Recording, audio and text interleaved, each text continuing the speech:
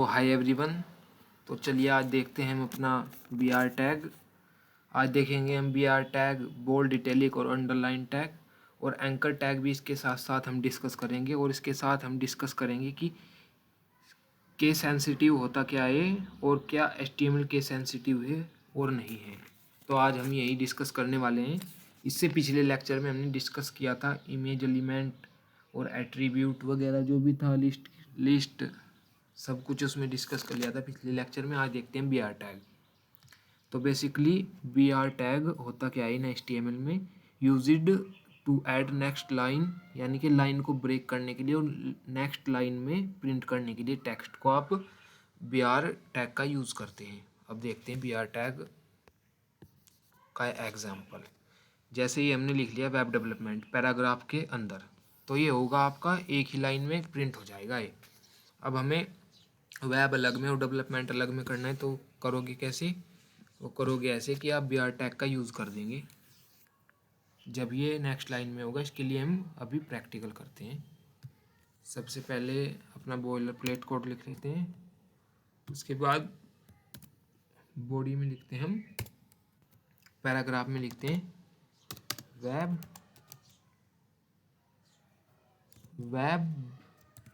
DEVEL web development.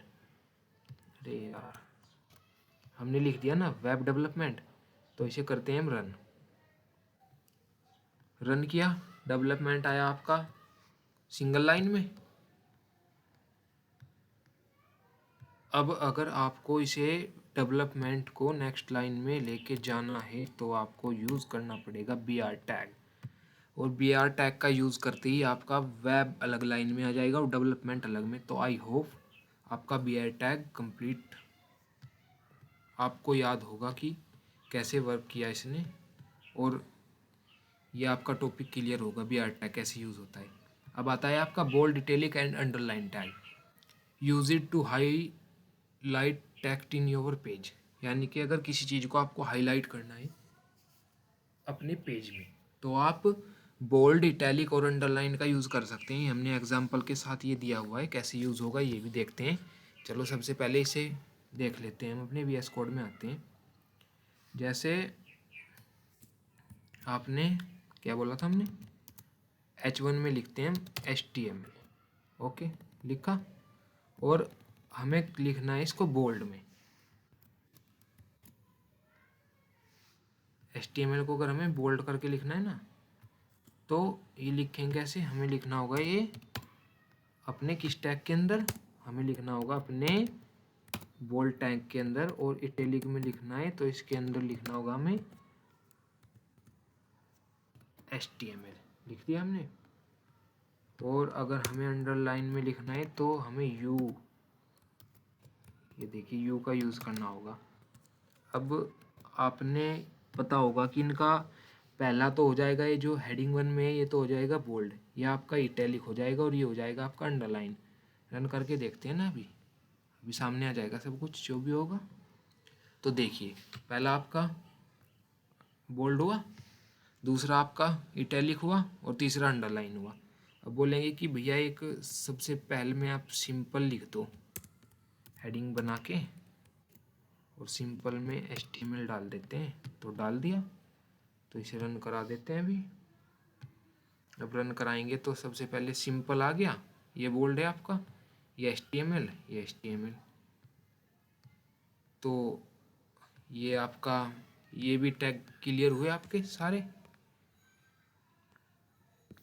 तो चलिए अब देखते हैं आपका एंकर टैग। भाई एंकर टैग क्या होता है? एंकर टैग होता है आपके लिंक को ऐड करता है वो आपके पेज में। मतलब कोई भी पेज है आपका, उसमें कुछ भी लिंक को ऐड करने के लिए आपका एंकर टैग का यूज़ होता है, और इसे बोलते हैं एट्रीब्यूट। इसे एट्रीब्यूट होता है, और ये आपका लिंक होता है। ये है आपका लिंक, ये आपका लिंक है। यहाँ पर जो लिंक देंगे वो आपके पेज में ऐड हो जाएगा। अब भाई जो href होता है उसको बोलते हैं हाइपर टेक्स्ट रेफरेंस। इसे अभी देख लेते हैं हम। href full form for HTML। ये देखिए हाइपर टेक्स्ट रेफरेंस होता है और एब्सोल्यूट लिंक इंटरनेट से लिया जाता है। इसका रिलेटिव लिंक होता है जो आपके पास हो, आपकी कोई फाइल हो, आपके सिस्टम में हो, तो ये आपका सेल्फ लिंक बोल सकते हैं, आप इसे रिलेटिव लिंक बोल सकते हैं। तो यही होता है आपका। अब HTML is note case sensitive, मतलब HTML केस सेंसिटिव नहीं है। अगर आप इसका एग्जांपल ही करा देते हैं ना अभी। इससे मीनिंग क्या है कि नोट केस सेंसिटिव से मीनिंग ये है कि अगर आप इसे H1 लिखेंगे, हेडिंग 1 में छोटा h और बड़ा H लिखेंगे, तो ये दोनों रन कराएगा आपका। मतलब ये केस सेंसिटिव नहीं है आपका, ये आपका दोनों को रन करा के देगा आपको। अब तो आ गया होगा ना समझ में कि केस सेंसिटिव होता है क्या। मतलब आप कैपिटल में लिखो या स्मॉल में लिखो, आपको कोई दिक्कत नहीं है, ये सब चीज़ में रन करा के देगा आपको। अब केस सेंसिटिव नहीं है ये आपकी HTML। केस सेंसिटिव होता क्या है, केस सेंसिटिव में अगर आपने कुछ भी कैपिटल लिख दिया तो आप उसमें स्मॉल नहीं लिख सकते। तो केस सेंसिटिव आपका यही होता है, और HTML आपकी केस सेंसिटिव नहीं है। HTML is not case sensitive. Okay, तो आई होप ये आप समझ चुके होंगे। तो पूछेंगे कि भैया केस सेंसिटिव लैंग्वेज कौन कौन सी होती है, चलिए सर्च कर लेते हैं गूगल पर। केस सेंसिटिव लैंग्वेज, ये देखिए केस सेंसिटिव होती है आपकी a case sensitive language is a programming और computer system language between upper case and lower case letter. अच्छा, इसमें अपर केस और लोअर केस लेटर डिफरेंस होते हैं। अगर वेरिएबल बनाओगे वो भी इसमें डिफरेंस होगा, जैसे पाइथन, इसमें सब कुछ अलग अलग होंगे। तो केस सेंसिटिव का मीनिंग ये होता है कि आपका वर्क करता है वो। केस सेंसिटिव अगर आपने बड़ा बनाया एक अक्षर और एक वेरिएबल आपने छोटा बना लिया, स्मॉल और एक कैपिटल, तो आपका सेम नहीं होगा केस सेंसिटिव लैंग्वेज के केस में।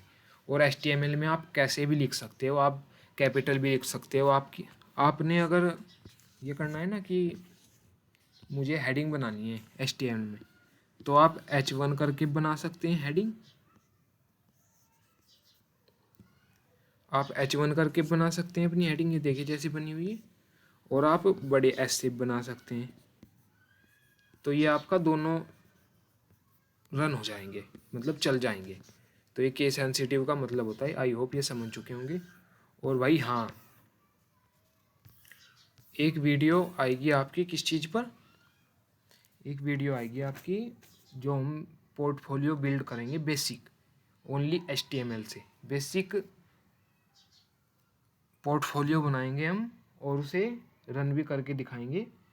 और भाई हम कल से क्वेश्चन लाने वाले हैं हम HTML की, जो कि आपके सोल्व भी करेंगे।